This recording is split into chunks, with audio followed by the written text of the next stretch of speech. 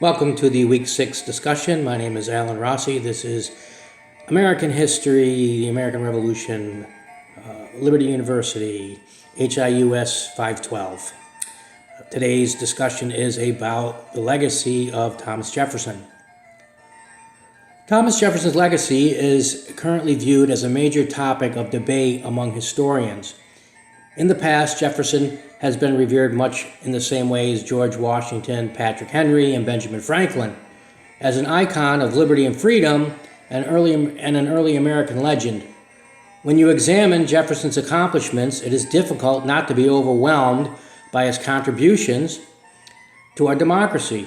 Jefferson was our third president of the United States, second vice president, Virginia legislator and governor, main author of the Declaration of Independence, first Secretary of State, and a foreign ambassador. However impressive this sounds, there are historians such as Connor Cruz O'Brien and Vivian Bradford who have gone as far as to refer to Jefferson as a hypocrite when it comes to promoting freedom and liberty. An aspect of Jefferson's life as a plantation owner has come to light, which has led to a negative analysis of his deeds as opposed to his words. Jefferson was known to have over 600 slaves working on his plantation. He was considered a wealthy landowner during the 18th and 19th century. Jefferson had been accused of fathering children by one of these slaves. Her name was Sally Hemings.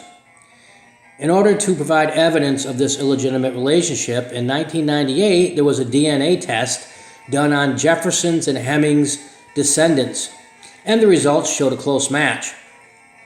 Although there were some historians who argued that it could have been another of Jefferson's family members involved, as there were quite a few of them on the plantation.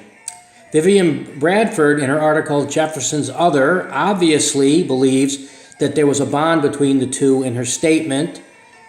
What twisted impulses would have drawn the author of the Declaration of Independence to father several children by Sally Hemings, only to keep them as slaves in Monticello?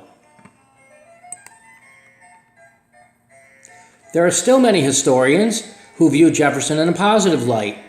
Robert Middlecoff states in his book, The Glorious Cause, Jefferson wished to reorder not just the government with his constitutions, but society. He asked that each man with no property be given 50 acres, that the slave trade be prohibited, and that the death penalty be abolished. Middlecoff argues that Jefferson and the Congress did not decide to end slavery, as this would have isolated the southern states at a time when the Union was just forming. Another idealistic review of Jefferson is by Max Lerner in his book, Thomas Jefferson, American Philosopher King. He saw Jefferson as a figure of enlightenment with dedication to rationalization, liberalism, and humanitarianism. Jan Lewis and Peter Onov, in their American Historical Review article, analyze a number of other historians' perspectives on Jefferson's character. From emancipationists who believe that Jefferson tried to abolish slavery, to revisionists who saw him as a racist who gave into public sentiment regarding the slavery issue. There are moderate views mentioned in the article, such as Joseph Ellis, who in his novel American Sphinx praised Jefferson for some of his accomplishments, but believed that his role in the creation of the Declaration of Independence was more of that of a draftsman rather than an author. The fact that Thomas Jefferson worded documents such as a bill for establishing religious freedoms and the Declaration of Independence, which both preached religious and social freedoms and equality, yet this individual owned a number of slaves, and this continues to tarnish his reputation.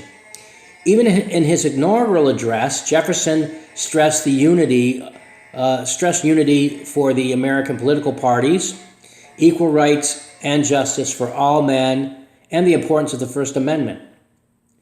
Yet did his words match his deeds? Are there not many passages in the Bible which condemn slavery?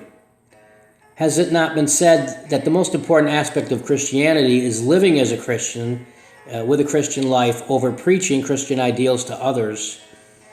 As Jesus taught us in Luke 6:42, how canst thou say to thy brother, Brother, let me cast out the mote that is in thine eye, when thou thyself beholdest not the beam that is in thine own eye? This ideology holds much of the reason for the wide gap that we have in regards to Thomas Jefferson's true legacy as far as historians are concerned. And according to course guidelines, historians must be objective and honest in their investigations. Thank you and good night.